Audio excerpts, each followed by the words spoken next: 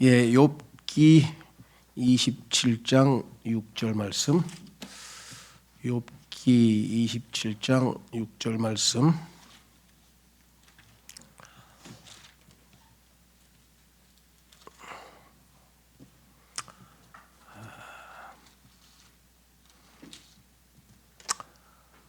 이 말씀은 하여간 성경에서 인간의 가장 기본적인 문제라고 말씀을 드렸었죠.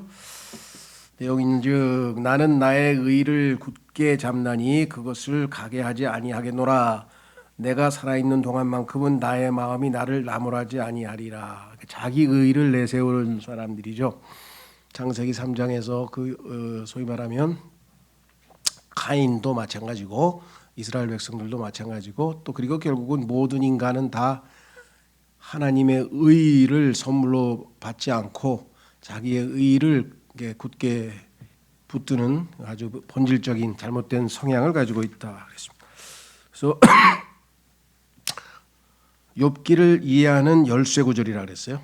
왜냐하면 욥기 전체의 핵심 주제가 자기 의거든요. 자기 의. 그렇죠. 하나님의 의와 인간의 의를 대조해서 욥은 자기 의를 신뢰하는 우를 범했기 때문에 욥은 의로운 사람인데 문제는 자기 의를 신뢰하는 게 문제였죠. 자, 그래서 여기 지금 욥은 선하지만 욥 자체는 하나님께 크게 칭찬을 들을 정도로 뛰어난 사람이었다고 욥기 1장에도 써 있고 여러 번 써 있죠. 하나님께서 얼마나 칭찬을 하셨는지 이런 칭찬을 한 인간은 이 세상에 없을 정도라고 하죠. 확인해 보겠습니다. 욥기 1장에서 욥에 대해서 어떻게 평가하고 있는가. 욥기 1장에 보니까 하나님의 평가가 있는데 그것은 뭐냐. 우즈 지역에 한 남자가 있었으니 그의 이름은 욥이었더라. 그리고 그 사람은 완전하고, 자, 완전하다고 하는 개념은 성경에도 죄가 하나도 없다는 뜻은 아니라 그랬어요. 완성되어 있다, 성숙되어 있다 그런 뜻이죠. 그래서 우리가 히브리서에서 여러 번 얘기했죠. 우리가 완전함을 향해 나아가자 이렇게. 그러니까 하나님 보시기에 완전하고 올바르며 하나님을 두려워하고 악을 기피하던 이였더라. 하나님께서 노아와 욥과 다니엘인가요? 이 세 사람은 자기 의로 자기 혼을 구해낼 수 있을 정도라고 평가를 하신 유일한 세 명의 대표 인간인데 그 욥이죠. 자, 문제는 이렇게 썼습니다. 욥은 선하지만 그는 자신이 선하다는 사실을 알고 있다. 이게 문제죠. 알고 있어서 그것을 은근히 뭐예요? 신뢰하고 있다는 거지. 나는 선한 사람이야. 나는 괜찮은 사람이야. 이렇게 선한 건 잘못된 건 없는데 그렇게 인식을 하는 순간 초점이 하나님이 아닌 자기에게로 돌아가 버린다는 거죠. 그래서 욥기 40장 8절에 보시면 하나님께서 욥에게 이렇게 질문하시잖아요. 너는 또한 나의 공의를 무효화하겠느냐? 너는 스스로 의로워지려고 나를 정죄하겠느냐? 자기 의를 내세우는 순간 하나님의 의가 무효화되고 결국은 하나님을 정죄하는 핵심 그거죠. 나는 굉장히 의로운데 나는 어마어마한 고난을 당하고 있으니 이 고난을 허락하신 하나님이 과연 의로우신 분일까? 이렇게 되는 거죠. 이해가 되시죠? 예, 그래서 결국은 하나님께서 나를 정죄하려고 하느냐, 나의 공의를 부여하겠느냐 이렇게 질문을 하셨죠. 14절도 마찬가지임. 그때는 나도 너 자신의 오른손이 너를 구원할 수 있다는 것을 너에게 시인하겠노라. 하나님께서 9절서부터 13절까지 보세요. 내가 이런 정도의 수준이라고 네가 그렇다면 내가 인정해 주겠다 그랬는데 그 수준이 어느 정도인가 보세요. 9절. 너는 하나님과 같은 팔을 가지고 있느냐? 하나님의 팔로 온 우주 만물을 창조했는데 그런 팔을 가지고 있느냐 네가? 아니면 내가 그분과 같은 음성으로 천둥 소리를 낼 수 있겠느냐? 차원이 다르지 않냐 너하고 나하고. 지금 너 자신을 존엄과 탁월함으로 꾸며보라. 그리하여 영광과 아름다움을 스스로 차려 입어라. 그래봐야 나의 영광과 비교가 되겠느냐? 너의 진노의 격정을 널리 던져보라. 그리하여 교만한 모든 자를 낱낱이 보고 그를 격화시켜보라. 이 세상에서 가장 교만한 자인 마귀를 네가 이렇게 무찌를 수 있고 격하시킬 수 있을 정도의 수준이냐. 교만한 모든 자들을 저마다 바라보고 그를 낮춰보라. 그리하여 사악한 자들을 그들의 초소 안에서 짓밟아보라. 네가 그만큼 의로움을 가지고 있느냐. 그들을 다 함께 진토 안에다 숨겨보라. 그리하여 그들의 얼굴을 비밀리에 싸매보라.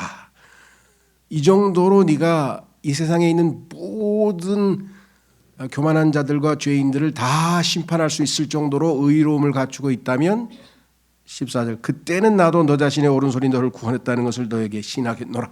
그러니까 하나님과 같은 수준일 때만 네가 나하고 의롭다고 견줄 수가 있는데 어떻게 네가 나하고 견줄 수가 있겠느냐 이렇게 말씀하신 거죠.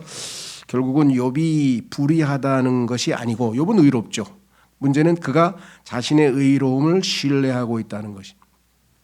로마서 10장으로 가면 이스라엘 백성의 문제가 바로 그거였어요. 이스라엘 사람들은 이 세상에서 가장 의로운 민족입니다. 왜? 그들은 하나님이 주신 기록된 율법을 가지고 있고 이 세상의 모든 다른 민족들은 율법이 없어요. 그러니까 얼마나 수준이 차이가 나겠어요. 그렇죠? 자, 10장으로 가보세요. 로마서 10장. 이스라엘 백성들이 하나님의 의와 자신의 의를 어떻게 대조하고 있는가. 로마서 10장 왜 이스라엘이 그렇게 의로운 민족인데도 이방의 타락한 후속보다도 구원을 못 받았는가. 10절 형제들아 나의 마음의 열망과 이스라엘을 위하여 하나님께 드리는 기도는 그들이 구원을 받게 되는 것이라. 사도 바울의 마음에 가장 고통스러운 것은 율법을 지니고 하나님에 대해서 가장 많은 정보를 가지고 있는 이스라엘이 하나님이신 예수님을 거부한 거죠. 그게 마음의 부담이 됐어요.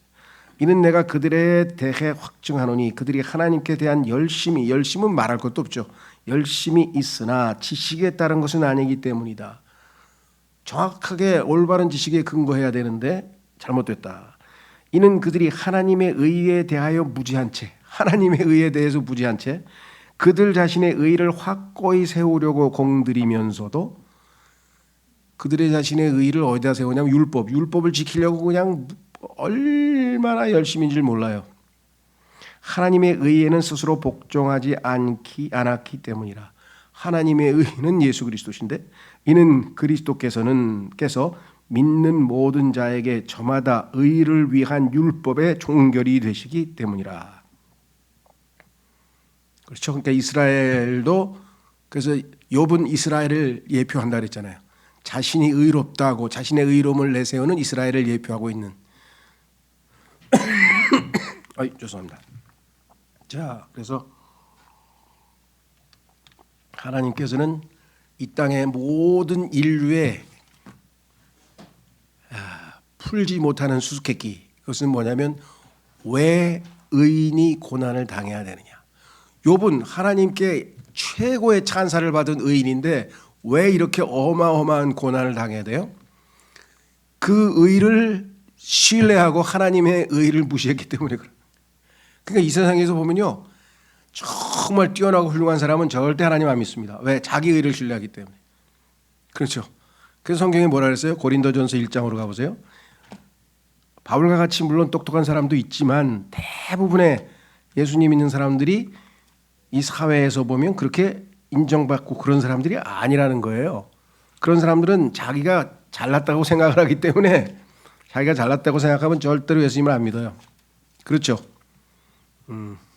자, 고린도전서 그래서 예수님을 믿는데 좀 시간이 많이 걸리죠. 자기가 잘나지 않았다, 하나님 앞에 죄인이다, 이걸 깨달아야 되는데 우리 맨 앞에 앉으시는 정민영 형제님 밤낮 그 얘기하잖아요. 자기가 얼마나 자기 의로움을 신뢰했는지 예수 믿는 사람보다 자기가 훨씬 더 나은데 내가 왜 예수를 믿어야 되느냐. 우리 주변에도 그런 사람 있죠. 야, 예수 믿는 사람 데려와봐. 나보다 건전하고 올바르게 깨끗하게 사는 사람이 있나. 그런 사람이 있어요. 많죠. 이 세상적인 관점에서 보자면 고린도전서 1장에 보면은 이렇게 써 있죠. 자, 예. 24절 1장 24절에 그러나 부르심을 받은 자들에게 곧 유대인들과 헬라인들 모두에게 그리스도께서는 하나님의 권능이시자 하나님의 지혜이시라. 이는 하나님의 어리석음이 사람들보다 더 지혜로우며 하나님의 약함이 사람들보다 더 강하기 때문이라. 이는 형제들아 너희가 너희의 부르심을 보기 때문이라. 너희가 어떤 자인데 부르심을 받았는가 보라 이거야.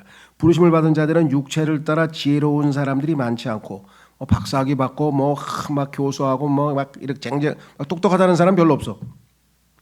막강한 자들도 많지 않고 돈 많고 권력 가지고 있는 사람들도 별로 안 믿어. 왜? 자기가 돈도 있고 권력도 있는데 내가 왜 예수를 믿어? 난 믿는 구석이 있는데. 고귀한 자들도 많지 아니하니라. 신분이 출중한 사람들 잘 안 믿어요. 그럼 누구를 택했냐? 하나님께서 보세요. 그러나 하나님께서 지혜로운 자들을 당혹스럽게 하시려고 세상의 어리석은 것들을 선택하시나. 똑똑하는 사람들이 당황스러워. 왜 저렇게 멍청한 사람들은 다 예수 믿고 기쁘다 그러는데 나는 왜 못 믿지? 여기 써 있죠. 어리석은 것들을 선택하셨느니라. 또한 하나님께서 막강한 것들을 당혹스럽게 하시려고 세상의 약한 것들을 택하셨느니라. 그리고 진정 하나님께서 있는 것들을 뭔가 있는 것들을 쓸모없는 것들이 되게 하시려고 세상의 비천한 것들과 멸시받는 것들을 선택하셨느니라. 왜 이렇게 이 흙수저들을 이 인정받지 못하는 별 볼 일 없는 사람들이 다 예수님을 빨리 먼저 믿었는가? 성경에 보면 나오죠. 부유한 자들은 돈을 많이, 하지만 가난한 자들은 하나님이 믿음을 많이 주셨다고 야고보서에 써 있잖아요. 그 여기 뭐라 그랬어요? 이는 아무 육체도 그분 앞에서 자랑하지 못하게 하려 하심이라. 그러니까 육체적으로 인간적으로 자랑할 것, 요즘 말로 하면 스펙이라 그러나요? 스펙이 많은 사람들은 하나님을 안 믿으려고 그래요. 똑똑하니까. 안 믿고도 난 인생 잘 살 수 있다고 스스로 생각하는 거죠. 여기에 참 인생의 패러독스, 역설적인 면이 있는 거죠. 신기하죠? 예. 자, 그다음에 두 번째 욥기 41장으로 갑니다. 욥기 41장.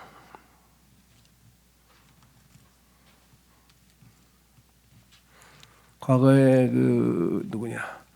기독교 신자들 중에서는요, 그래도 좀 사회적으로 좀 똑똑한 사람이 덜어 있어요. 바울도 학문적으로 뛰어난 사람이었고요.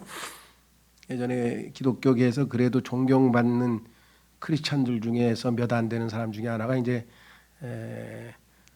그 손봉호 교수인데요. 서울대학교 교육대학원 교육학과의 교수인데 그분이 상당히 학문적으로도 수준이 높은 사람이에요. 그러니까 이제 동료 교수들이 보니까 너무 마음에 안 드는 거야. 왜? 예수 믿는 사람들 보니까 전부 다 우스꽝스러운 사람들만 예수 믿어. 가지고 그냥 별 볼 일 없는 사람들인데 이 사람은 뭔가 별 볼 일이 있는데도 예수님을 믿어. 그러니까 당신은 뭐하러 예수 믿는 거야? 당신만 보면 내가 기분이 나쁘다 이거야. 왜 저렇게 똑똑하고 잘난 사람이 왜 예수를 믿느냐? 그만큼 잘나고 똑똑한 사람이 예수를 안 믿는다는 거죠. 그렇죠? 방송에서 나와서 무슨 김용옥이죠. 맞나요? 돌서부터 시작해가지고 그다음에 그냥 똑똑한 사람들 강연하고 EBS에서 강연하고 이런 사람들 보면 전부 다 자기의에 가득 차 있어요. 셀프로 가득 차 있다고. 내가 최고라는 거죠. 내가 최고라는 거. 야, 우리가 봐도 굉장히 뛰어난 것 같아요. 근데 하나님 보시기에는 그걸 제일 싫어하셔. 그건 하나님이 그 사람들에게 주신 은사죠.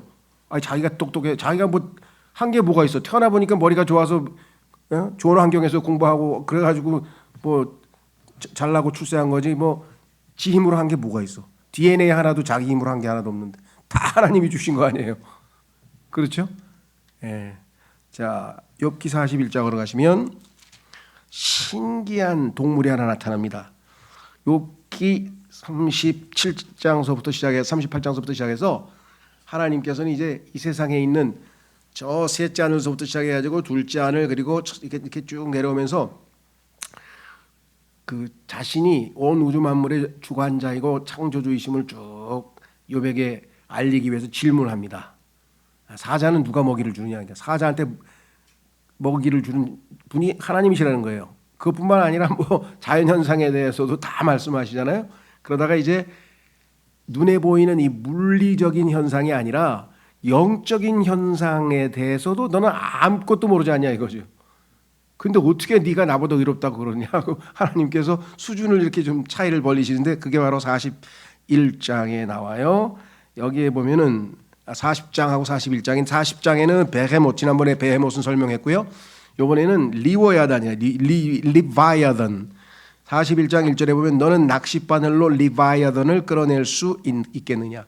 지난 흠정역에서는 리워야단 이렇게 했죠. 리워야단. 요거는 약간 헬라식으로 발음을 한 거고요. 영어식으로 그대로 발음하면 레바야단이라고 하는 영적인 동물이에요. 영적인 동물. 끌어낼 수 있겠느냐? 아니면 네가 끌어들이는 끈으로 그의 혀를 끌어낼 수 있겠느냐 하면서 쫙 41절부터 34절까지가 리바야단이라고 하는 이름을 갖고 있는 자인데 이 자는 성경에 보니까 여기 보시면 이사야서 27장을 써놨죠. 제가 이렇게 썼어요. 이 장은 현재의 사탄의 있는 그대로의 상태를 자세하게 묘사해 주는 유일한 곳임. 사탄이 현재 어떤 상태에 있는지를 성경에서 제대로 묘사하고 있는 게 욥기 41장인데 마지막으로 왜 하나님께서 지으신 최고봉이 누구예요? 최고봉이 사탄이야. 그래서 그 사탄에 대해서 너 좀 알고 있냐고 물어보는 거예요. 근데 이사야서 27장 1절에 보면은 이 자를 뭐라고 얘기하냐면요. 뱀이라 그래, 뱀. 자, 한번 확인해 보겠습니다. 이사야서 27장 1절에 보시면 리바야단은 뱀이라고 성경에 써 있어요. 용이라고 썼어요. 용. 자, 뱀도 되고 용도 되고. 27장에 보면은 이렇게 써 있죠. 1절에 뭐라고 써 있냐? 그날에 주께서, 예수님이 재림하시는 날이죠. 그날에 주께서 그분의 격하고 거대하고 강한 칼로, 입에서 나오는 말씀의 칼이겠죠. 그 꿰뚫는 뱀, 수없이 많은 사람을 꿰뚫었어요. 그냥 얼마나 많은 사람들이 뱀에게 당했습니까? 막 리바야던, 곧 뒤틀린 뱀.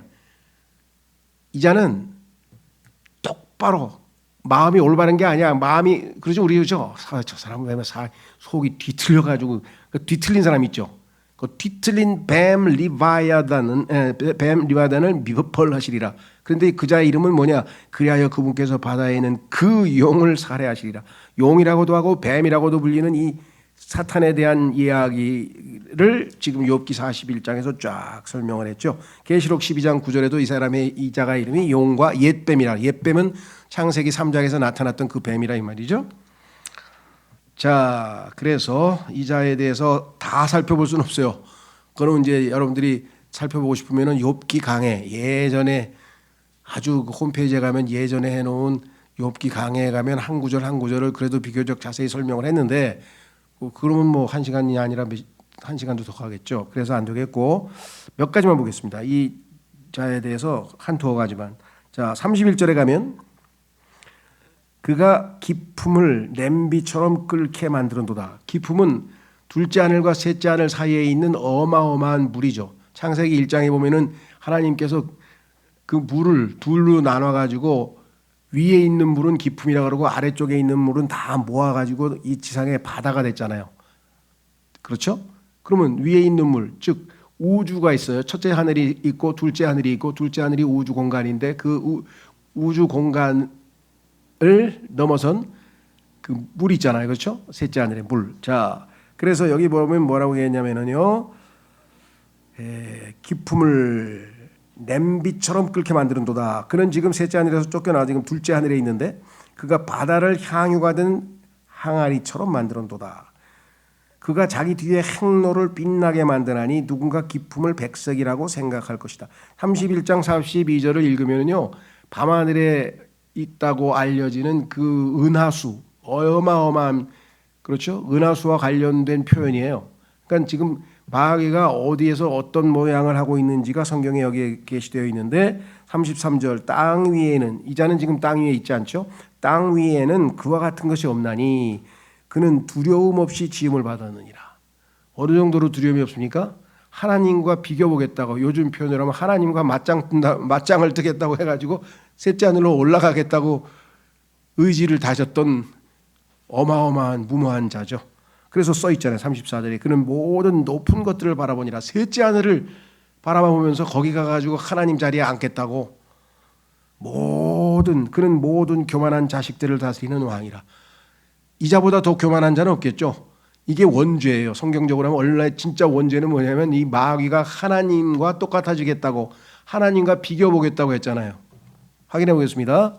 이사야서 14장. 이사야서 14장. 그래서 엄청나게 무모한 자예요. 교만한 자고. 자기가 지음받은 자인데 지으신 분에게 도전장을 내밀었으니 얼마나 웃깁니까? 그렇죠? 그래서 이사야서 14장에 보면 이렇게 써 있잖아요. 그렇죠?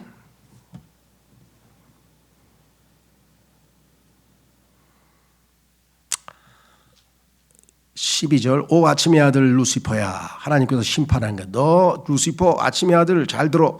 네가 어떻게 하늘에서 떨어졌는가? 너 하늘로 기어올라 그랬지. 그러다가 지금 떨어졌지, 지옥으로. 민족들을 약하게 하던 내가 어떻게 끊어져 모든 민족들을 지배하고 통치자라고 설치던 네가 어떻게 끊어져 땅바닥으로 떨어졌는가? 이는 내가 너의 마음속으로 이렇게 말하였기 때문이라. 모든 죄는 마음에서 시작이 됐죠. 예, 어떤 죄 했어요? 내가 하늘로 올라가겠노라. 하늘에는 하나님이 계신 곳인데 내가 나의 보좌를 하나님의 별들 위로 크게 높이겠노라. 내가 북쪽의 측면들에 있는 회중의 산 위에, 시온산이죠, 위에도 앉겠노라. 내가 구름들이 높은 곳들 위로 올라가겠노라. 내가 지극히 높으신 분처럼 되겠노라. 이렇게 마음의 교만을 품었을 때 하나님께서 어떻게 하셨어요? 그러자 너는 지옥으로 구렁의 측면들로 끌어내려지리라. 그래서 하나님께서 지금 심판을 하고 있는 장면이죠. 그런데 이 루시퍼가 어떤 짓을 저질렀느냐? 12절에 오 아침의 아들 루시퍼를 갖다가 계명성이라고 딱 고쳐놨어요. 루시퍼라고 하는 정체는 영어 킹제임스 성경 이외에는 다른 데서 안 나타납니다. 다 자신을 숨겨놨어요. 근데 계명성은 계시록 22장에 가면 예수님의 이름이에요. 새벽별이잖아요. 새벽별. 새벽별을 한문으로 하면 계명성이에요. 그러면 자기가 지옥의 심판을 받는데 하나님의 아들이신 예수님을 하나님이 심판하는 것으로 뜯어 고쳤으니 이보다 더 무모한 짓이 있을까요? 이보다 더 요즘 말로 하면 겁대가리가 없는 놈이 있을까요? 이건 완전히 상상을 초월하는 놈이에요. 이런 짓을 하나님께 대들었던 어마어마한 존재잖아요. 그렇죠? 예. 그래서 우리는 마귀의 정체를 하나님께서 여기다 탁, 모든 교만한 자들의 왕이에요. 그러니까 교만하면 바로 뭐예요? 우리는 쟤 마귀 편이구나. 아니면 내가 지금 마귀하고 하나님의 자녀인데 실제 삶은 마귀처럼 살고 있구나. 왜? 교만하면 마귀처럼 사는 거예요. 다시 돌아오셔서 42장 13절. 욥기 42장 13절. 요거 이제 많은 사람들이 잘 모르고 있고 조금 너무 나간 거 아니냐 이렇게 오해하시는 분도 있는데요. 잘 보십시오.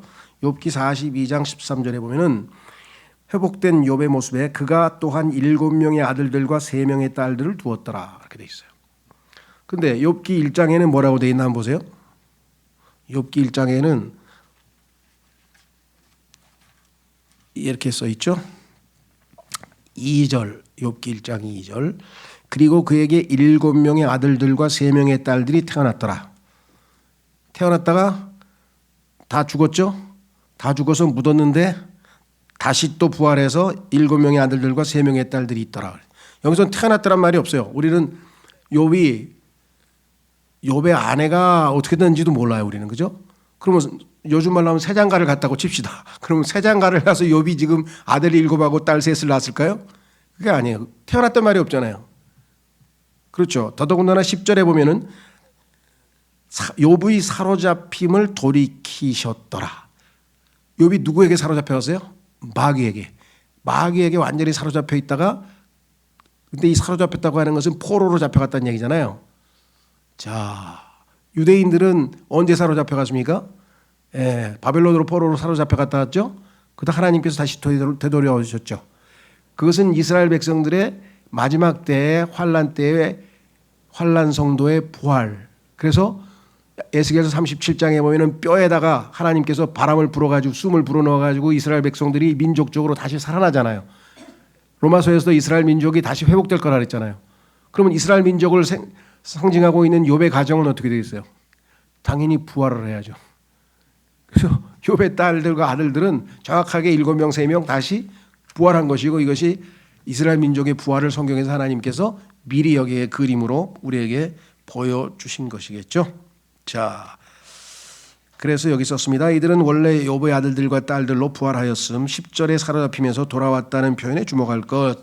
환란의 마지막 때 이스라엘 즉 환란 성도의 부활이 있게 될 것이라는 예언적 진리를 주목할 것. 그렇습니다. 에스겔서 37장에 읽어보시면 뼈가 살과 들러붙어서 완전히 이스라엘 민족에 회복되는 얘기가 나오고, 그것을 예수님께서 오실 때 이루어질 것이라고 로마서 11장에서 얘기했고, 이거를 믿지 않는 사람은 어리석은 자라고 하나님께서 말씀하셨고, 그러니까 오늘날 이스라엘의 민족적 부활을 믿는 사람은 우리 세대주의자들이고, 이스라엘의 민족적 부활을 믿지 않고 이스라엘은 끝장났어, 이제 이스라엘을 제거됐어, 교회가 주인공이야, 이스라엘이 주인공이 아니야 하면서 교회가 최고의 주인공임을 나타내는 이 칼빈주의자들을 포함해서 소위 말하면 일부 개신교도들은 뭐예요? 어리석은 거예요. 교만한 거예요. 하나님께서 왜 이스라엘은 하나님이 원래 약속하셨던 대로 원래 다시 부활해서 제대로 하나님이 주신 제대로 이번에는 역할을 제대로 하겠죠. 제대로 회개했으니까. 그렇죠. 그러니까 이스라엘 민족의 회복을 믿느냐 안 믿느냐에 따라서 소위 말하면 두 가지로 갈리죠. 하나는 우리는 세대주의자라고 그러고, 또 하나는 소위 말하는 언약 신약자들이라고 그러죠. 자, 다시 돌아오셔서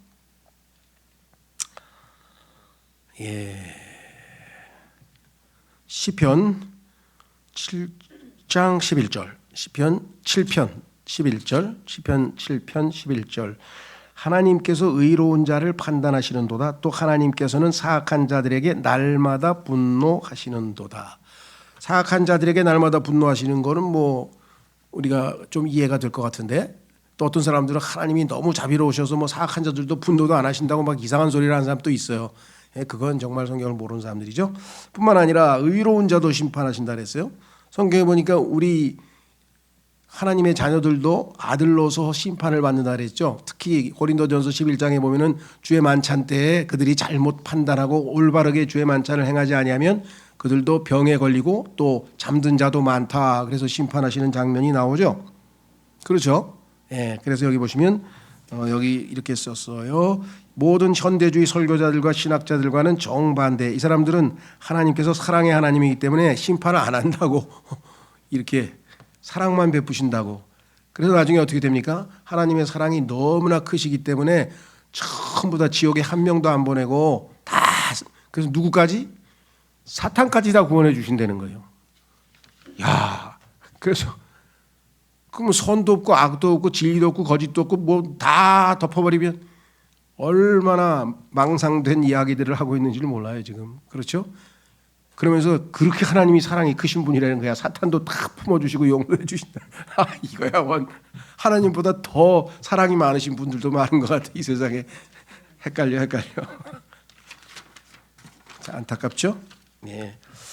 자, 그래서 우리는 다시 돌아오셔서 시편 12편 6절에서 7절.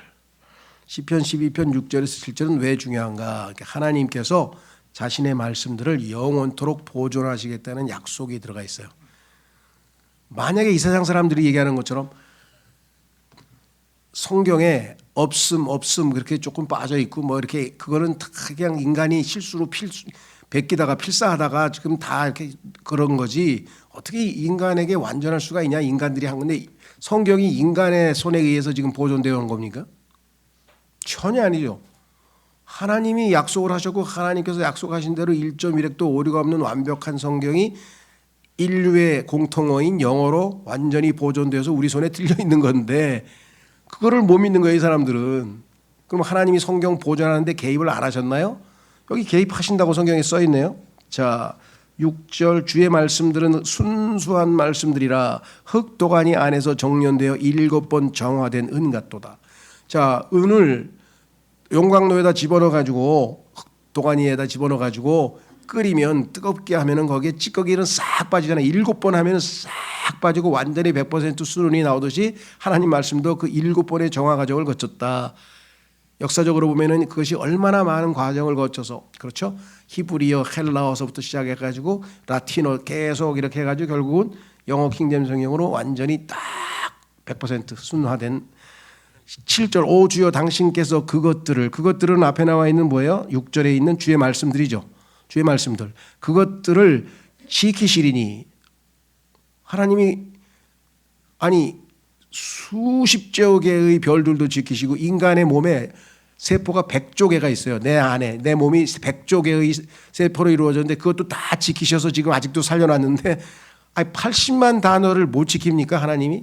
그래가지고 그냥 없음이 있고 여기 빠지고 저기 빠지고 그럼 하나님을 이상한 하나님을 믿는 거예요. 80만 단어도 못 지키는 하나님을 왜 믿냐.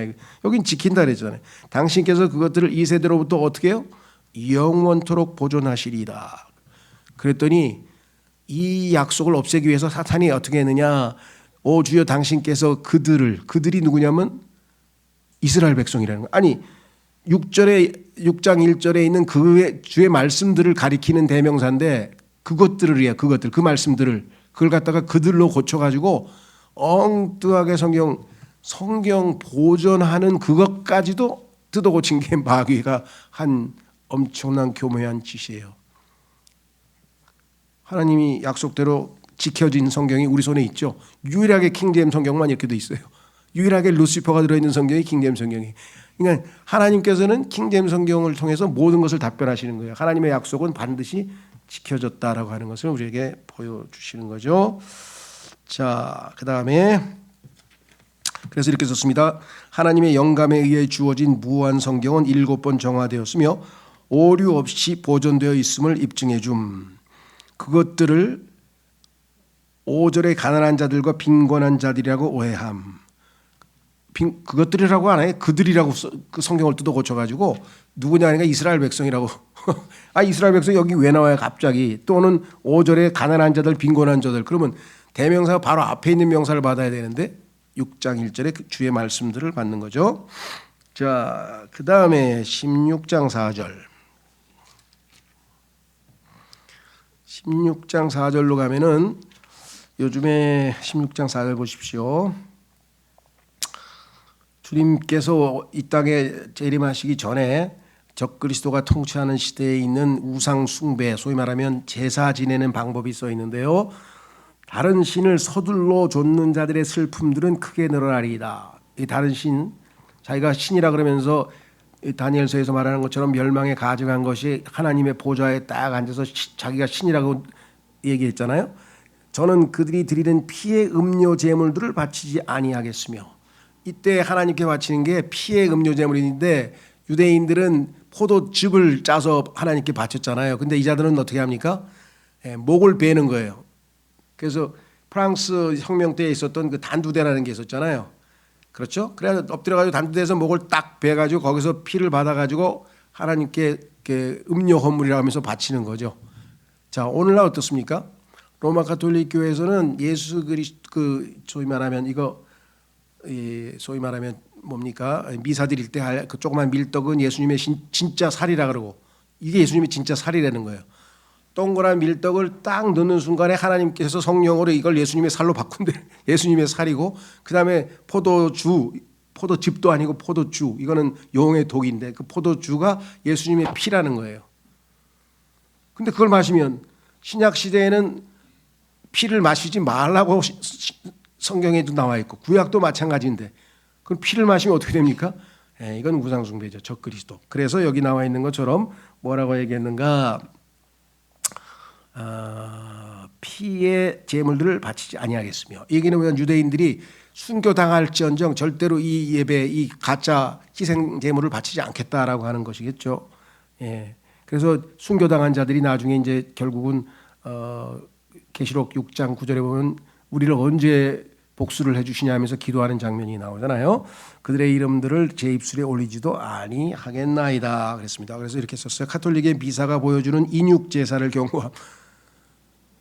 예수님의 살과 피라고 합니다. 이것을 화채설이라 그래요. 채가 뭐예요? 육체 아니에요. 그러니까 육체로 변한다는 거야. 지금 포도주인데 그거를 딱 마시는 순간에 예수님의 피로 바뀌고 밀떡을 딱 먹는 순간에 예수님의 살로 바뀌는 거예요. 살과 피니까 인육이죠. 인육. 실제 사람의 인육을 먹는 거예요. 그러니까 이 화채설이 잘못됐다 그래가지고 이제 개신교에서는 예수님의 살과 피를 상징하는 거죠. 그렇죠? 예수님께서 우리에게 주의 만찬하라고 할 때는 실제 살과 피를 먹으라는 게 아니잖아요. 이게 살을 상징하는 거고 이건 피를 상징하는 거잖아요. 근데 그 중간에 마틴 루터는 애매모호하게 이게 화채설도 아니고 좀 하여간 클리어하게 교리적으로 이렇게 갈라놓질 못했어요. 하여간 종교개혁의 한계겠죠. 자, 교리적으로는 분명치는 않았지만 그렇다고 화채설을 완전히 인정한 것도 아니에요. 자, 다시 돌아옵니다.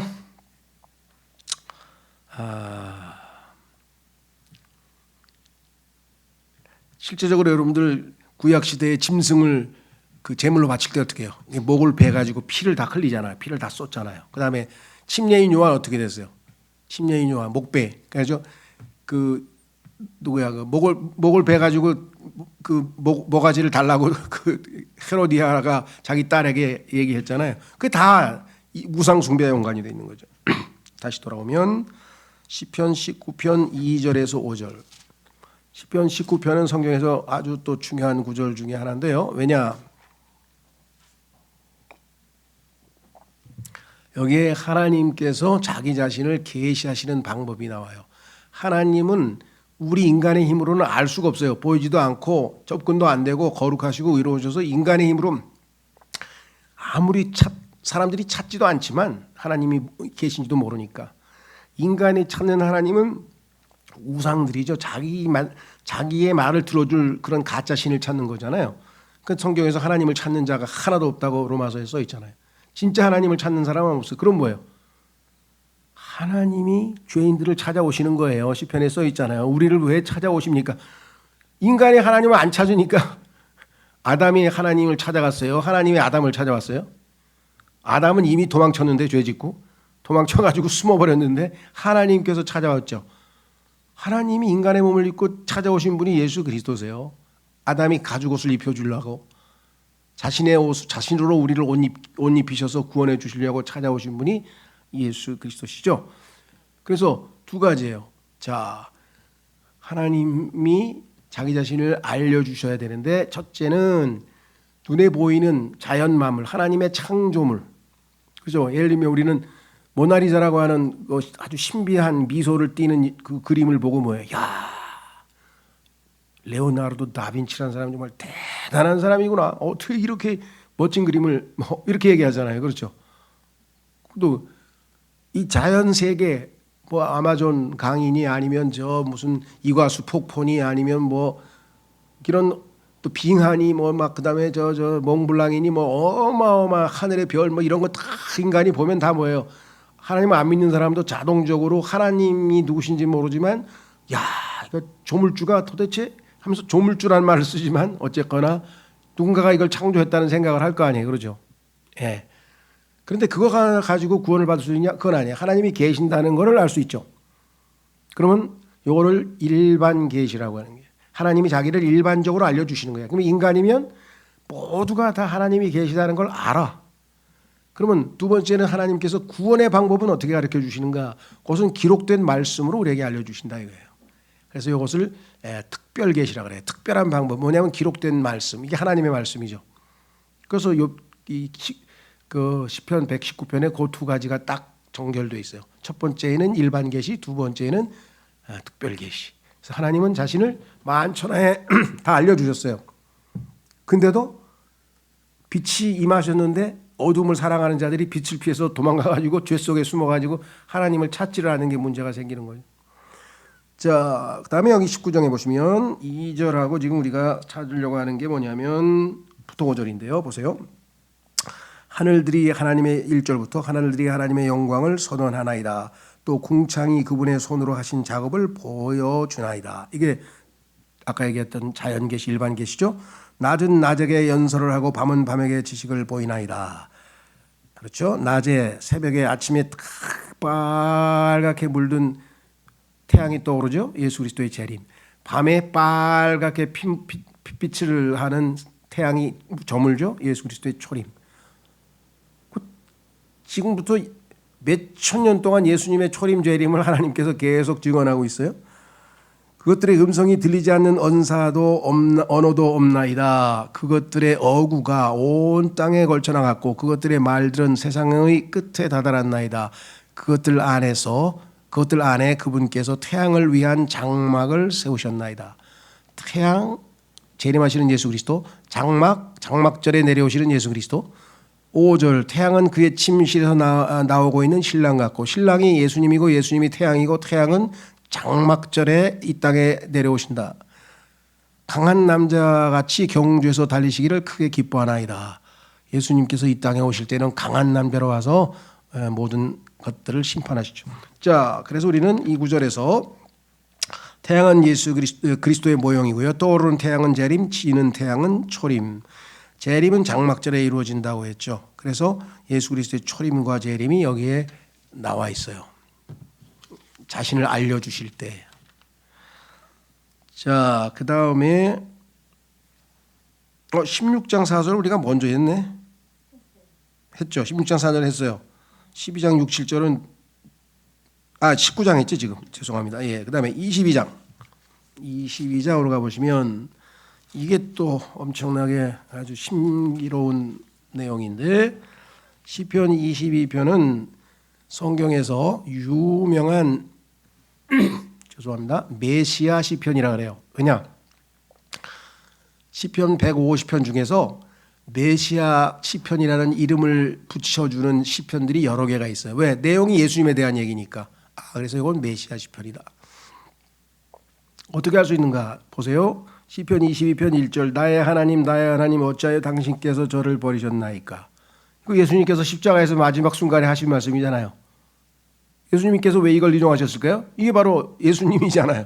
메시아 시편이죠. 그뿐이 아니에요. 여기 보시면 이거 전체 다인데 여기서 다 얘기할 수는 없고 그냥 대표적인 거 몇 가지만 이렇게 눈에 띄면 보면은 알 수 있죠. 18절 그들은 저의 의복들을 자기들 가운데서 나누고 저의 겉옷을 두고 제비들을 던지나이다. 그 병사들이 로마 병사들이 한 짓을 예언해 놨죠. 근데 그대로 이루어졌죠. 요거 써 있는 대로 병사들이 했죠. 22절도 마찬가지. 22절에 가면 제가 저의 형제들에게 당신의 이름을 밝히 알리겠나이다. 회중 한가운데서 제가 당신을 찬송하겠나이다. 히브리서 2장 11절에 보면 예수님께서 부활하신 후 하실 일들이 여기 예언이 되어 있어요. 그대로 인용되어 있어요. 그뿐이 아니고 6절 그냥 22장 6절에도 보면은 그 유명한 예수님의 고백. 그러나 저는 벌레요 사람이 아니며 사람들의 비방거리요 백성에게 멸시하는 자니까. 그러니까 시편 22편 전체를 보면 다 예수님과 연관되어 있는 것들을 하나하나 찾아볼 수가 있어요. 자, 그러면 시편 22편이 메시아 시편인데 메시아 시편에서 우리에게 아주 중요한 즉 거듭남에 대한 교리가 숨겨져 있다는 거예요. 어디에 있는가 한번 보겠습니다. 예수 그리스도의 재림이 28절에 나와 있고요. 그 다음에 30절 보세요. 한 씨가 그분을 섬기리니.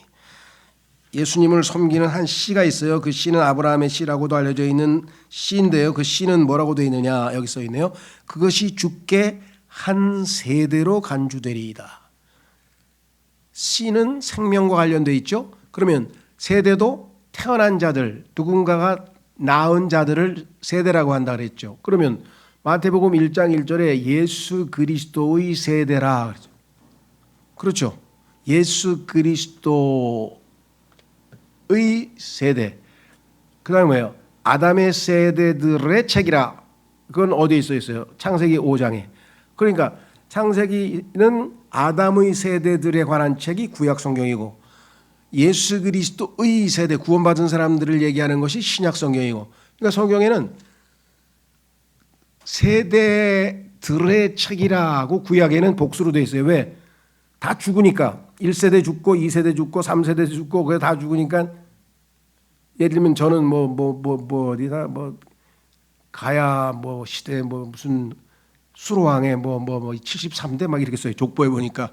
왜 73대? 다 죽었잖아. 72대까지. 우리 아버지가 72대니까 죽었잖아요. 근데 예수님의 그래서 뭐예요? 창세기에는 살다가 자식 낳고 죽었다. 살다가 자식 낳고 죽었다. 살다가 자식 낳고 죽었다. 이렇게 나오는데 역사가 마태복음 1장 1절에 예수님에게는 낳고 죽었다는 얘기가 없어. 왜? 예수 그리스도의 세대는 안 죽어요. 영원히 산다고 예수님 말씀하셨잖아요. 그래서 예수님의 세대는 단수야, 단수. 세대가 세대들이 아니야. 이해가 되세요? 여기 정확하게 써 있잖아요. 한 세대라고 써 있잖아요. 지금 시편 22편 3절에 그것이 주께 한 세대로 간주되리이다. 그들이 올 것이요. 보세요. 태어나게 될 백성에게 어떻게 세대가 돼요? 태어나야 돼. 영적으로 다시 태어나야 돼. 육적인 출생 말고 영적인 출생. 이게 요한복음 3장에서 예수님께서 니코데모에게 하신 말씀이죠. 거듭남, 중생. 그러면 십자가 시편에 십자가에서 예수님이 죽으시고 그 생명이 우리에게 전달이 돼서 우리가 다시 태어난 거잖아요.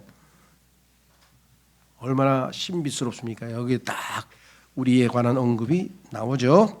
자, 다시 돌아오셔서 시편 29편에 가면은 계시록과 연관된 말씀이 하나 나오는데요. 그건 뭐냐? 시편 29편에 이렇게 나와 있어요. 여기에 보면은 주의 음성이라는 표현이 3절서부터 나옵니다. 주의 음성이 물두리에 있도다 그랬죠. 4절에도 주의 음성은 강력하도다. 5절에 주의 음성은 백향목들을 부러뜨리는도다. 7절 주의 음성이 불의 화염들을 나누는도다. 8절 주의 음성이 광야를 흔드는도다. 9절 주의 음성. 이래서 지금 7번에 걸쳐서 주의 음성이 나왔는데 계시록 12장에 가면은 똑같이 주의 음성이 천사들의 음성이 7천둥이죠. 7천둥이 주의 음성과 똑같이 7번 반복된다. 그래서 이것도 예수 그리스도의 재림과 관련된 문맥이라는 것을 알 수가 있죠. 그 다음에 30장 11절과 12절을 보면 하나님께서 왜 우리를 구원하셨느냐 그 목적이 써 있어요. 성경에도 여러 군데에 많이 써 있지만 여기서는 어떻게 표현했느냐 표현이 여러 가지 형태가 나오는데요. 11절 당신께서 저를 위하여 저의 애곡을 춤으로 바꾸셨나이다. 우리가 예수님 믿기 전에는 이 세상에서 어떻게 살았습니까? 아이고 나 죽네. 아이고 힘들어 죽겠네. 아이고 먹고 살기 힘들어 죽겠네. 밤낮에 애곡하면서 탄식하면서 그렇죠. 그러고 살았는데 춤으로 바꾸셨죠. 지금 너무 기뻐가지고 지금 뭐 물론 육체적으로 춤을 안 춰도 마음속으로 막 기뻐서 지금 당신께서 저의 굵은 배를 벗기셨고 배는 이게 사망할 때 입는 거잖아요. 수의를 벗기셨고 흡족함으로 저에게 띠를 띄우셨나이다. 예수님 믿고 그냥 마음에 기뻐서 만족감이 넘치잖아요. 그죠? 그 다음에 이제 제 영광이 당신께 찬송하고 잠잠하지 않게 하기 위함이니다.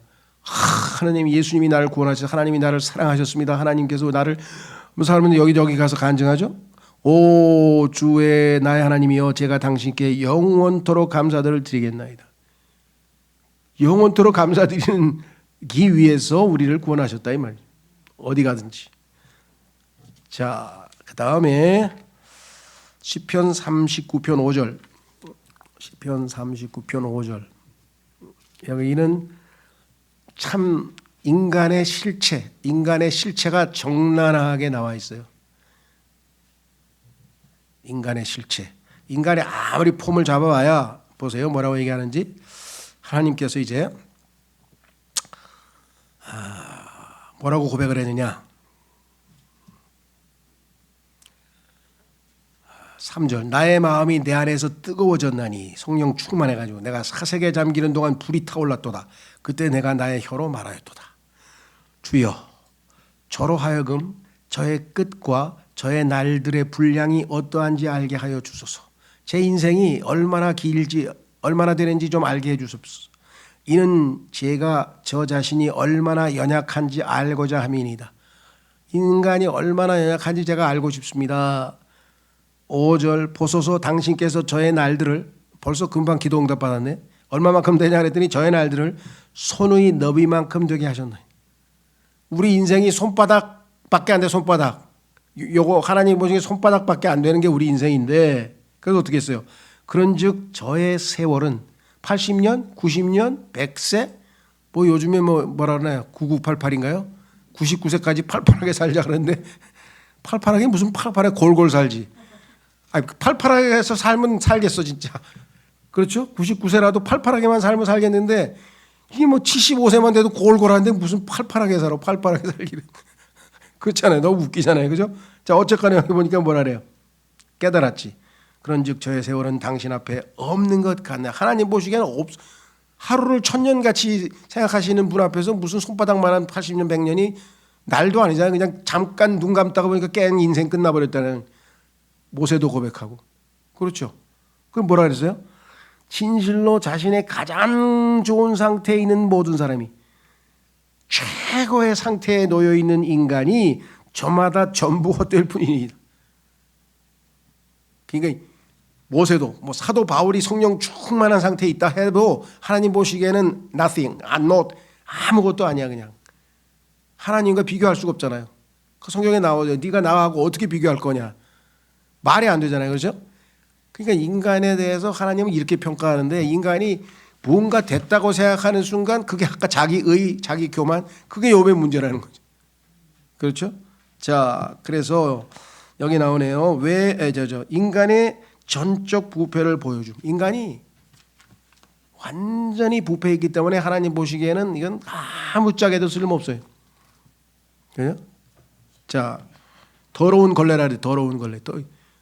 더러운 걸레를 어떻게 식탁을 닦아요? 뭐 닦을 수도 없지. 더러운데. 자, 한번 두 가지 이거 중요한 구절입니다. 하나님 앞에서 자기가 어떠한 존재인지를 알아야 하나님의 사랑에 대해서 감사하는 마음이 생기지. 그렇죠? 여기 보시면 전도서 7장 20절 보세요. 전도서 솔로몬은 알았잖아요. 솔로몬은 인생을 가장 깊이 있게 산 사람이에요. 솔로몬만큼 사색을 많이 하고 솔로몬만큼 똑똑한 사람이 없어. 전 세계에서 제일 똑똑한 사람이고 전 세계에서 제일 부자고 전 세계에서 제일 또 어떻게 해요? 쾌락을 즐긴 사람이야. 모든 안 마셔본 술이 없고 그렇죠? 그 다음에 식물, 동물 이 세상에 있는 우리로 치면 식물학이잖아요. 뭐 동물의 세계, 식물의 세계 뭐 그걸 다 꿰뚫고 있었던 자예요. 그 다음에 도덕, 철학 다 꿰뚫고 있었고 천문학까지 싹 꿰뚫고 있었고 하여간 어마어마한 존재인데 이 사람이 한다는 소리가 뭐라고 했습니까? 전도서 7장 20절에 이는 선을 행하고 죄를 짓지 아니하는 의인이 땅 위에 한 명도 없기 때문에 다 인간은 죄인일 뿐이라고 고백했죠. 이사야서 64장 6절. 자, 보세요. 여기에 이제 답이 있어. 많은 사람들이 아니 그래도 우리 주변에 보니까 야, 저 사람 정말 멋있다. 우리가 존경하는 사람들 많이 있지 않습니까? 예를 들면 무슨 뭐 공자님이라든가 석가 부처님이라든가 또 뭐 소크라테스라든가 우리 주변에 뭐 우리나라는 또 누가 있나요? 우리나라 뭐 인격이 훌륭한 사람 누가 있는지 모르겠는데 하여간에 뭐 세종대왕이겠든 뭐 누가 했던 간에 인간 중에서 훌륭한 사람고 의롭고 의인도 있잖아 또. 근데 왜 하나님께서 한 명도 없다 그랬을까? 여기 답이 있잖아요. 이사야서 64장 6절에 뭐야? 그러나 우리는 모두 불결한 같고 하나님의 거룩하심 앞에 비춰보니까 막 더럽고 그 다음에 우리의 모든 의인은 우리가 의롭다고 폼 잡아봐야 하나님 앞에 가니까 더러운 누더기들 같다니라. 우리의 죄가 아니라 우리의 의가 더러운 누더기 같으니 우리의 죄는 말할 것도 없고 그리고 우리는 모두 잎사귀 같이 신하이다. 아까도 얘기했잖아요. 그냥 손바닥만 그렇죠. 그저께만 해도 야 이 동네 봐라 막 그냥 벚꽃이 그냥 쫙 펴가지고 막 화려했는데 뭐 화무 11호 뭐 열흘도 안 가 다 없어져 버렸어. 그게 인생인데 뭘 하나님 앞에서 그렇죠? 그래서 뭐라 그랬어요? 그런즉 우리의 죄악들이 바람처럼 우리를 쓸어가나이다. 이 쓰레기 같은 게 바람처럼 쓸려가는 그냥 이파리 같은 인생인데 우리를 왜 하나님께서 그토록 사랑하시느냐? 이게 신비로운 거 아니에요. 왜 그런데도 우리 같은 자를 하나님께서 그렇게 사랑하시는가? 이 사랑을 모르고서야 사랑이 어쩌고 뭐 당신을 사랑해 뭐 노래를 부르고 시를 쓰고 막 사랑 얘기했는데 사랑이 뭔지를 모르는 사람들인데 하나님은 사랑인데 하나님을 모르고 뭔 사랑 타령을 하고 있어. 참. 자, 다시 돌아오셔서 이제 어디 갔어? 시편 45편. 시편 45편은요. 성경에서 뭐라고 되어 있는지 아세요? 이거를 모르는 사람이 사랑에 대해서 얘기를 말아야 돼. 사랑들의 사랑 한 개 말고 사랑들의 노래라고 써 있어. 사랑들의 노래. 야, 왜요? 우주에서 제일 최고의 순간이에요. 마지막 피날레가 뭐예요? 어린 양의 혼인식이에요.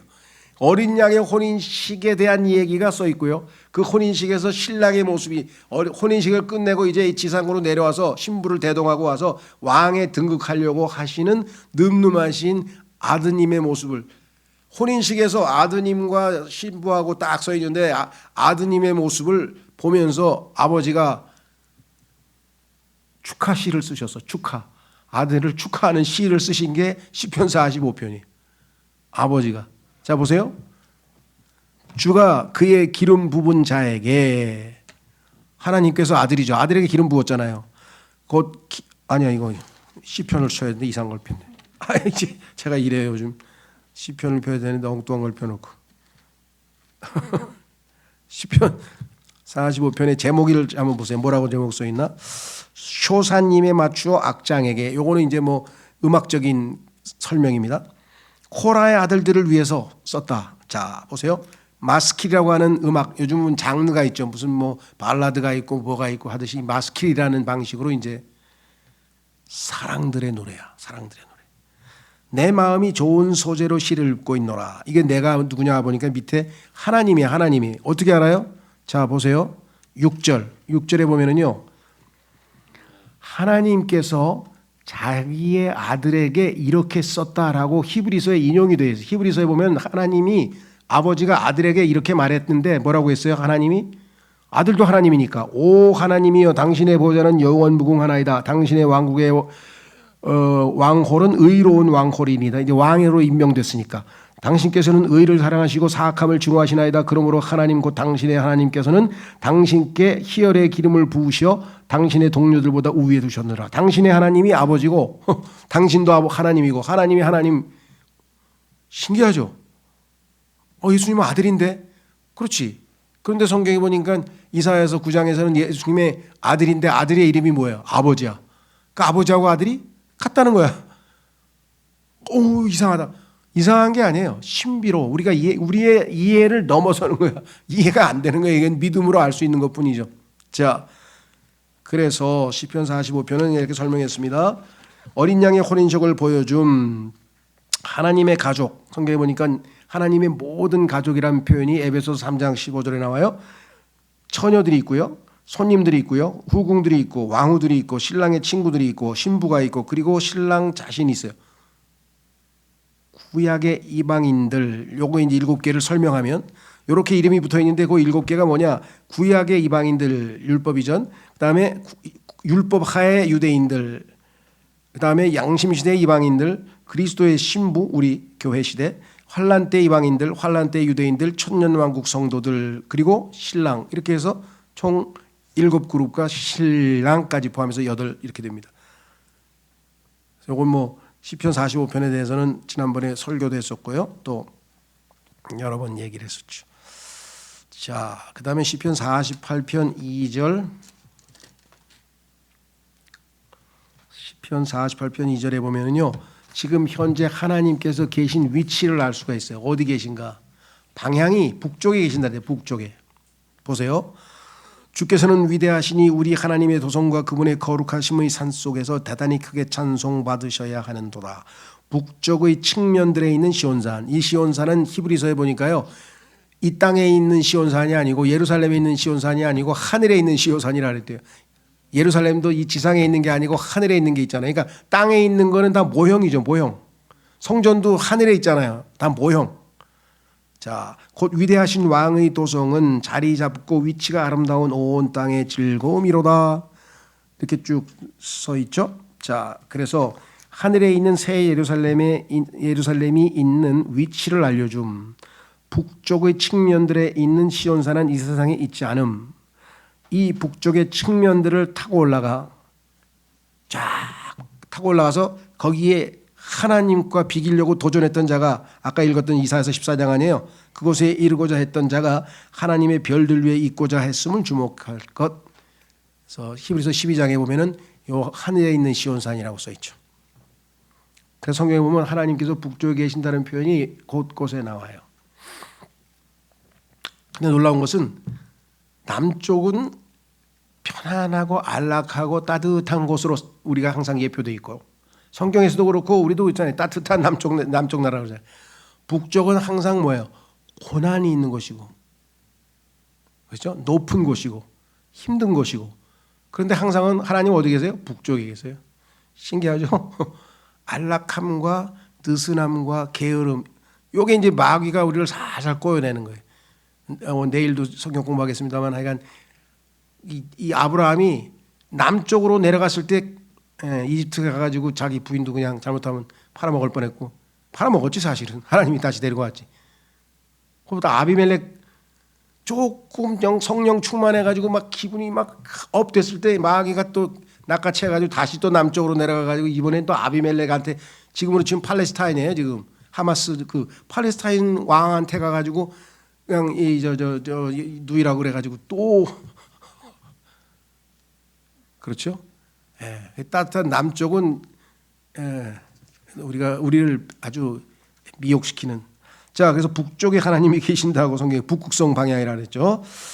이 세상 사람들 다 사실 나침반은 다 어디를 가르치고 있습니까? 북극성 가르치고 있는데 50장 3절에서 4절 여기에 보시면 이렇게 써 있어요. 이거는 이제 환난 후에 일어나는 휴거예요. 자, 보세요. 우리 하나님께서 오실 것이요 잠잠하지 아니하시리라. 불이 그분 앞에서 집어삼킬 것이요 그것이 그분 주위에서 몹시 광포하게 되리라. 환난이 끝날 무렵이죠. 그분께서 자신의 백성을 재판하시려고 친히 위로부터 하늘들에 외칠 것이요 또 땅에 외치시리라. 나의 성도들 곧 나의 희생제물로 언약을 맺은 자들을 나에게로 함께 모으라. 이게 이제 셋째 하늘로 데려 올라가시는 거죠. 그래서 환난 성도라고 합니다. 이스라엘 사람들이죠. 자, 이 세상에서 지금 휴거와 관련지어서 두 가지 설이 있죠. 하나는 환난 전 휴거가 있고 또 하나는 환난 후 휴거가 있어요. 사람들이 왜 이걸 가지고 논쟁을 벌일까요? 대부분의 사람들은 휴거는 교회 시대의 성도들의 휴거라고 하는 거 한 개밖에 몰라요. 그런데 이게 시기가 환난 전에 있을까? 성경에 보니까 시험의 때를 면하신다 그랬으니까 환난 전이네. 근데 여기 보니까 환난 끝날 때 있네. 성도들을 다 모으신다고? 천사들을 시켜서 다 불러 모아서 데리고 올라가신다고? 그럼 이 환난 전이야, 환난 후야? 성경은 환난 전 휴거는 교회 시대의 성도들, 환난 후 휴거는 환난 성도들 두 가지가 맞는데 교회 시대의 성도가 아니라 하나는 유대인들을 얘기하는 거란 말이에요. 근데 그걸 모르니까 시기를 가지고 싸워서 교단이 쪼개졌어요. 그게 유명한 형제회라고 하는 교단이에요. 형제회의 창시자인 누가 이름이야? 잊어버렸네. 그러니까 형제회 창시자가 환난 전 휴거를 가르쳤는데 존 뉴턴이라고 하는 후계자가 읽어보니까 성경에 환난 후에 휴거가 있는데 그래서 환난 후 휴거를 얘기해가지고 넬슨 다비죠. 다비를 따라가는 사람은 환난 전 휴거. 또 뉴턴을 따라가는 사람은 환난 후 휴거, 여기는 환난 전 휴거를 해서 쪼개져 버려. 쪼개질 이유가 없죠. 이거는 유대인들에 대한 휴거, 이건 교회 시대의 휴거인데. 그래서 하나님께서 올바르게 성경을 잘 나누어서 공부하지 하라고 한 이유가 있는 거죠. 다시 돌아오셔서 51장 16절. 51장 16절에 보시면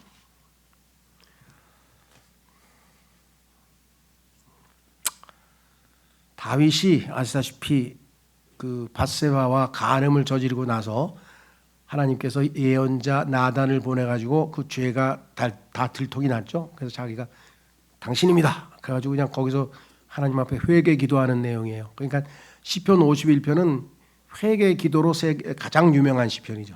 다윗이 지금 하나님 앞에 저지른 죄로 인해서 이제 고백하는 장면인데 16절에 보니까 이렇게 나오네요. 이는 당신께서 희생 제물을 바라지 아니하시기 때문이다. 그렇지 아니하였더라면 제가 그것을 드렸을 것이니이다. 하나님께서 받으시는 것은 희생 제물로가 아니고 당신께서는 번제물을 크게 즐거워하지 아니하시나이다. 그러면서 그 유명한 하나님의 희생 제물들은 상한 영이니이다. 오 하나님이여 당신께서는 상하고 참회하는 마음을 멸시하지 아니하시리이다. 이렇게 얘기했죠. 여기 보시면 설명해. 율법에는 간음과 살인에 대한 그 어떤 희생 제다도 언급이 없음. 살인과 간음에 대해서는 하나님께서 구약 시대에는 용서하는 방법이 없다고 써 있어요. 다윗은 이 두 가지 죄를 범했어요. 그런데도 불구하고 하나님께서는 다윗은 용서받았죠. 그래서 이것을 우리는 다윗의 영원한 다윗의 자비라 그래요. 다윗을 향한 자비. 그래서 이 다윗의 자비라고 하는 것은 소위 말하면 구원의 영원한 보장에 연관이 되어 있어요. 우리가 예수님 믿고 난 다음에 죄를 지어도 그것이 우리를 지옥으로 보내지는 않잖아요. 그렇죠? 그러니까 거기에 대해서 우리가 대가를 치르고 우리가 하나님으로부터 보상을 받지 못하고 참 부끄러운 하나님의 자녀의 신분은 유지하지만 그렇다고 해서 그것이 우리를 다시 지옥으로 보내지는 않는 것처럼 다윗도 바로 그와 같은 혜택을 입은 사람이다. 그래서 56장 13절로 가보시면 56장 13절로 가보시면 이렇게 써있죠. 이는 당신께서 저의 혼을 죽음에서 구출하셨기 때문이니다. 산자들의 빛 가운데 계신 하나님 앞에서 제가 살아갈 수 있도록 당신께서 저의 두 발을 쓰러짐으로부터 구출하지 아니하시겠나이까. 얼마나 자주 넘어지고 쓰러져요. 그래도 우리를 계속해서 구출해 내셔서 우리로 하여금 마지막 주님과 함께 하늘나라에 들어갈 수 있게 하겠죠. 그래서 예수님은 믿음의 창시자이실 뿐만 아니라 완성자이시잖아요. 그렇죠? 자, 그 다음에 시편 66편 16절. 요거는 이제 구원받은 성도들이 하나님 앞에 간증하는 모습을 상징적으로 보여주고 있네요. 시편 66편 16절. 하나님을 두려워하는 너희 모든 자들아 와서 들으라. 하나님을 두려워하는 것이 지혜의 시작이라 그랬죠. 우리가 하나님을 두려워하지 않고 하나님을 믿을 수는 없어요.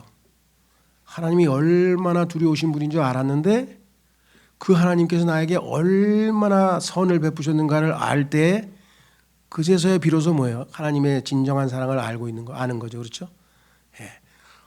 하나님은 거룩하시고 의로우시고 그렇죠. 그분 앞에 나의 취약한 모습과 죄악된 모습으로 그분 앞에 섰을 때 얼마나 두렵겠어요. 자, 죄를 짓고 나서 아담이 뭐라고 그랬습니까? 하나님 앞에 숨어버렸죠. 왜? 무서워서. 아담 너 뭐 했어? 그랬더니 죄를 짓고 선악 따먹고 제가 무서워서 숨었습니다. 하나님 앞에 일단 무서워야죠. 그게 죄인이 느끼는 첫 번째죠. 그죠? 죄를 짓고 나서 경찰 받는데도 실실 웃는 사람은 그건 정신병원으로 보내야지. 정상적인 사람은 도망가야지. 아이고 나타났네. 아이고 하면서 잡힐까 보다 도망쳐야 하는데 하나님께서 가죽옷을 들고 오셔서 구출해 내신 거죠.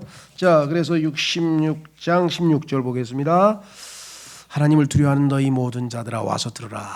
그리하면 내가 그분께서 나의 혼을 위하여 행하신 것을 선언하겠노라. 그분께서 나의 혼을 위하여 어떻게 하셨어요?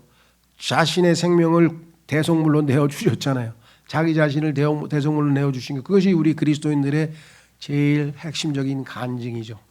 그렇죠? 거기에 하나님의 사랑이 담겨있고 하나님의 자비가 담겨있고 하나님의 의로우심이 담겨있고 하나님의 모든 것이 그 십자가의 그 구속에 들어가 있죠. 그 다음에 시편 68편. 시편 68편은요. 예수님의 재림에 관한 거예요. 보세요. 하나님께서는 일어나시옵소서. 그분의 원수들이 흩어지게 하옵소서. 그분을 증오하는 자들 또한 그분 앞에서 도망하게 하소서. 자, 우리는 재림에 대해서 두 가지를 아셔야 됩니다. 예수 그리스도의 재림은 아시다시피 교회의 성도들을 데리고 오실 때에는 그렇죠. 자신의 성도들을 데리고 오시는 그때에는 비밀스럽게 오시는 거예요. 아무도 몰라요. 우리만 알지. 구원받은 사람들만 알지. 그래서 그것을 공중재림이라고 하죠. 공중재림. 그래서 우리를 불러 모으셔서 우리가 휴거돼서 올라가잖아요. 그렇죠? 근데 이번에는 그게 아니고 7년이 지난 후에 이제 지상에 직접 내려와서 적 그리스도를 사탄을 심판해야죠. 7년 동안 이스라엘 백성들을 괴롭힌 그 자들을 완전히 심판하시고 예수 그리스도께서 이제 왕으로 오시잖아요. 그래서 후자입니다. 여기서 얘기하는 것은. 그래서 여기 보면 원수. 그러니까 신부를 데리러 오실 때는 원수 갚는 날, 분노하시는 날, 진노의 날 이런 표현을 안 쓰죠. 그러나 와머겟돈에서 원수를 심판하실 때에는 성경에 보니까 고통의 날, 두려움의 날, 심판의 날, 분노의 날 막 어마어마한 표현으로 썼잖아요. 그죠? 예, 그래서 그 내용들이 여기 쭉 나와 있기 때문에 성경에서 보면 그 성경의 주제, 성경의 핵심 주제가 뭐냐? 거의 90%의 크리스찬들이 구원이라 그래요. 구속. 왜? 자기가 주인공인 줄 알아. 근데 우리가 주인공이 아니에요. 예수님이 주인공이야. 그러면 뭐예요? 예수님은 나중에 비록 유다 지파의 이 하나님의 어린 양으로 오셨지만 나중에 유다 지파의 사자가 되셔서 초림 때와는 달리 영광 받으시는 왕으로 증거하실 거 아니에요. 그렇죠? 그럼 왕에게 있어서 제일 중요한 게 뭐예요? 왕국이죠. 왕국. 그러니까 그 왕국은 예수님의 재림으로 이루어지죠. 그러니까 성경의 핵심 주제는 재림과 왕국이지 우리의 구속이 아니에요. 우리는 죄인이니까 우리에게 제일 중요한 건 죄사함 받고 빨리 구속받고 구원받는 게 우리에게는 제일 중요하지만 우리가 주인공이 아니라니까. 그 관심을 하나님 관점으로 봐야 돼. 하나님 관점 우리는 뭐예요? 신랑의 신부를 구하려고 하는데 신부가 다 더럽혀져 가지고 전부 죄인들이 다 더럽혀져서 구원시켜서 피로 씻으셔서 정결케 하셔서 왕과 혼인시키셔서 아까 시편 45편 그 왕이 지상에 내려와서 통치하는 그게 하나님에게 제일 중요한 디데이지 우리는 그냥 구원에 너무 초점을 맞추는 거예요. 1차적으로 우리가 죄인이니까 그럴 수밖에 없지만 이제는 구원받은 하나님의 자녀로서 위치를 제대로 잡고 하나님의 관점에서 봐야죠.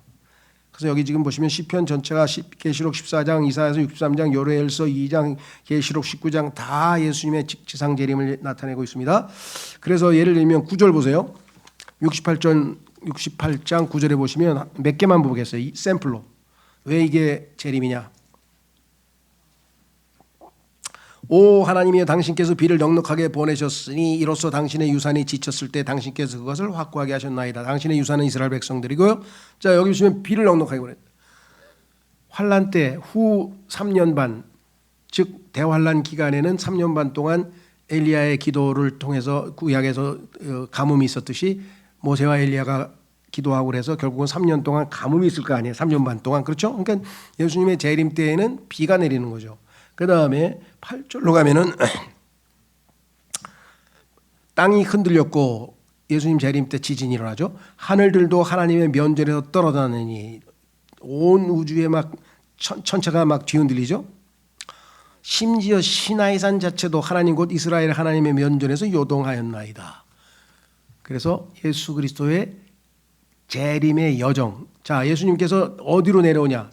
셋째 하늘에서 내려와서 이제 지상에서 아마겟돈 전쟁에서 승리하고 다 이제 예루살렘까지 동쪽문을 통해서 들어오셔야 되잖아요. 그러면 이제 거기서 여호사밧 골짜기에서 민족들을 심판하시고 왕으로 등극하시는데 첫 출발지가 어디냐? 거기가 시나이산이에요. 출애굽기 때 시내산에서 하나님께서 강림하셨던 게 그 바로 예수님의 재림을 예표하는 거란 말이죠. 그러니까 예수님의 재림의 여정을 보여주는 구절이죠. 뿐만 아니라 18절에 당신께서 높은 데 올라가셨나이다. 당신께서 포로로 잡힌 자들을 사로잡아 인도하셨나이다. 당신께서 사람들을 위한 선물들을 받으셨나이다. 진정 반역적인 자들을 위해서 그리하셨나니. 자 여기 보시면 높은 데 올라가셨다. 포로로 잡힌 자들을 사로잡았다. 이거 어디 나와요? 에베소 4장에 나오잖아요. 부활하실 때 부활하신 예수님께서 승천하시는 장면이죠. 예. 자 그래서 우리는 이것이 예수 그리스도께서 과거에 이제 올라가셨던 분이시고 이제 내려오실 것을 나타내고 있다 그랬습니다. 그다음에 21절에 가시면 그러나 하나님께서 자기 원수들의 머리에 상처를 입히시리니 그의 범법들로 계속해서 나아가는 이의 두피에 상처를 입히시리라. 창세기 3장서부터 뭐라 그랬습니까? 하나님께서 3장 15절에 예언하기를 그의 머리를 상하게 하시리라. 그렇죠? 성경에서 보면은 그 누구죠? 사사기에 나오는 그 이름을 잊어버렸네. 그러니까 그 여인이 저게 장수의 이 여기 그 관자놀이에다가 대못으로 머리를 내리쳐가지고 죽였죠. 사사기에 보면 기억 나오죠? 머리를 죽였. 그다음에 골리앗은 돌 맞아가지고 머리에 돌 박혀가지고 죽었죠. 그러니까 성경에 보면 머리 깨져서 죽은 얘기는 다 뭐예요? 창세기 3장의 15절에 예언에 관한 연결된 얘기예요. 그래 나중에 적그리스도가 이게 그 머리가 문제가 생기는 거예요. 여기 나오잖아요. 뭐라 그랬습니까? 21절에 원수들의 머리에 상처를 입히신다고 했잖아요. 재림 때 하나님께서 이루시는 예언이죠. 창세기 3장 15절에 성취고요. 그 다음에 23절로 가시면 이는 너의 발을 너의 원수들의 피 속에 담기게 하려 함이요 너의 개들의 혀를 동일한 것에 담기게 하려 함이라. 하나님께서 마지막 포도주를 즙을 짓밟는 장면에서 예수님이 얼마나 심하게 심판을 하셨는지 예수님의 옷이 다 피로 물들어 가지고 예수님께서 지상 재림을 하시는데 왜 피로 물들으셨습니까? 하고 막 질문하는 장면이 나오잖아요. 말에 고삐까지 피가 찰 정도로 얼마나 많은 사람이 죽었으면은 그 아마겟돈에서 그 피가 말에 2억 명이 피를 흘렸으니까 그게 말에 고삐까지 피가 흘렀다는 거예요. 그 지역에. 자, 그래서 우리는 이제 2개 남았네요. 시편 69편 8절과 9절. 요거는 아주 우리에게 좀 흥미로운 건데요. 그건 무슨 소리냐? 시편 69편 8절에 보면 예수 그리스도에 관한 얘기인데요. 예수님께서 뭐라고 얘기를 하셨는가 이렇게 얘기했어요. 제가 저의 형제들에게 타국인이 되었고. 왜 그럴까요? 성경에 보니까 그의 형제들이 그를 믿지 아니었다. 예수님께서 형제들도 예수님 안 믿었죠. 그 다음에 여기 나왔죠. 그 다음에 뭐라고 되어 있습니까? 8절에 저의 어머니의 자녀들에게 외지인이 되었나이다. 형제들이 어머니의 형제들이잖아요. 외지인, 형제로서 대접받지 못하고 외지인 것처럼 그렇게 불신의 대상이었는데 9절 이는 당신의 집을 향한 열심이 저를 삼켜버렸기 때문이다. 이것은 뭐예요? 예수님께서 유대인들이 성전에서 비둘기 팔고 막 환전해주고 그래가지고 예수님이 하나님의 기도의 장소를 갖다가 그렇게 장사하는 곳으로 만들어가지고 예수님이 화가 나서 채찍을 만들어가지고 다 후려쳐가지고 다 내리친 장면이잖아요. 기억나세요? 예. 그러니까 이게 다 예수 그리스도와 관련된 내용이라는 걸 우리가 잘 알고 있는데 여기서 이제 중요한 건 뭐냐면 마리아가 처녀로 남아있다는 위대한 거짓말을 폭로함. 이게 뭔 소리? 여기 지금 예수님은 형제들도 있고 그걸 정확하게 어머니의 자녀들에게까지 정확하게 얘기했잖아요. 그러면 마리아가 예수님이 태어난 다음에는 계속 처녀로 있었다는 가톨릭의 핵심 교리가 어떻게 돼요? 엉터리라는 거잖아요. 그럼 마리아는 처녀 마리아로 그냥 남아있으니까 그럼 역사적으로 그러니까 뭐 가톨릭의 어떤 종교의 대상으로 삼기 위해서 신격화시켜가지고 소위 말하면 무염시태라는 말 들어보셨는지 모르겠어요. 한문으로 돼서 어려운데 무염시태. 마리아는 태어날 때 죄 없이 태어났다는 거예요. 예수님만이 죄 없이 태어났는데 어떻게 아담의 후손인데 죄 없이 태어나요? 근데 마리아를 신격화시키기 위해서 여신으로 만들고 나중에는 뭐 제3의 성령이 뭐 마리아라는 소리도 하고 뭐 별소리를 다 하는데 무염시태. 그 다음에 성모승천이라는 게 있어요. 성모승천. 어썸션. 이게 하늘로 예수님처럼 마리아도 셋째 하늘로 올라갔다는 거예요. 그래서 성모승천 기념일이라고 가톨릭에서 지키는 명절까지 있어요. 그리고 그 성모승천이라고 하는 그것을 너무나 사모해서 저 남미에 있는 파라과이라고 하는 나라가 있는데 그 파라과이는 자신의 수도 이름을 승천이라고 지어서 성모승천. 아순시온이 거기 도시 수도인데 수도 이름을 성모승천이를 너무나 사모해가지고 그렇게까지 지었어요. 그러니까 완전히 지금 마리아를 신격화하는 것들의 핵심 중에 하나가 마리아가 더 이상 형제가 없었다. 그런데 예수님의 형제는 마가복음 6장 3절에 보면은 몇 명이 나오는지 모르겠어요. 하여간 여러 명이 등장하죠. 최소 뭐 2명, 3명. 그래서 근데 형제라고 분명히 성경에 써 있잖아. 그럼 이거 어떻게 돼? 이 형제는 헬라어에 따르면 조카나 사촌을 얘기하는 것이다. 이렇게 해가지고 예수님에게 친형제가 있었다고 하는 사실을 거부하는 그런 이단교리.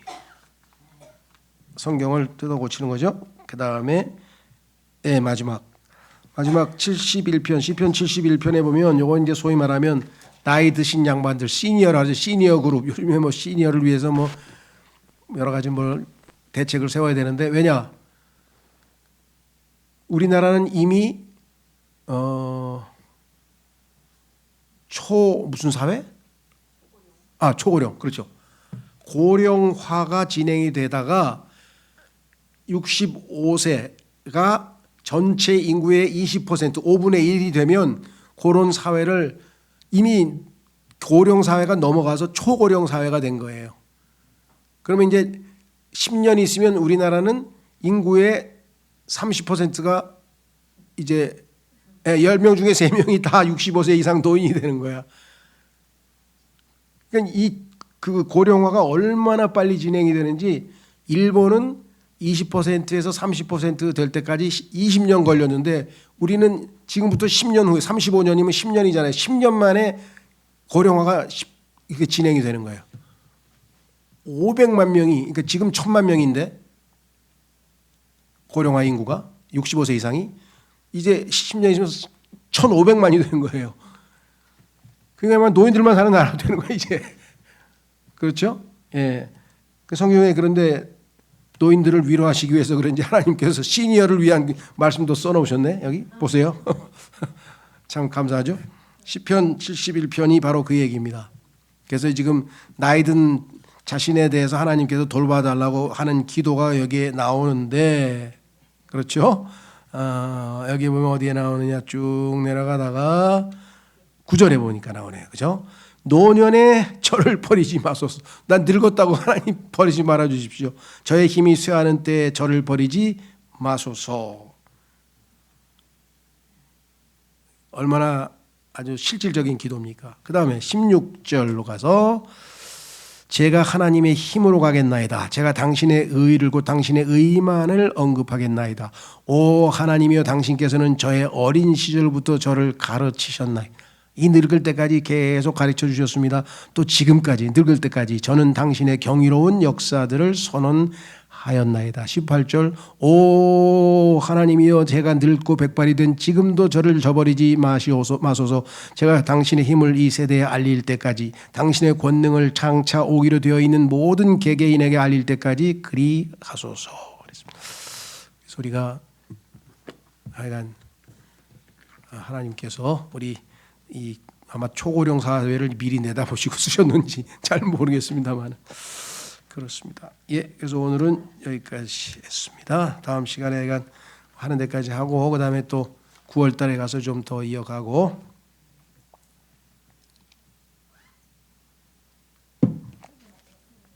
기도하고 마치겠습니다. 하나님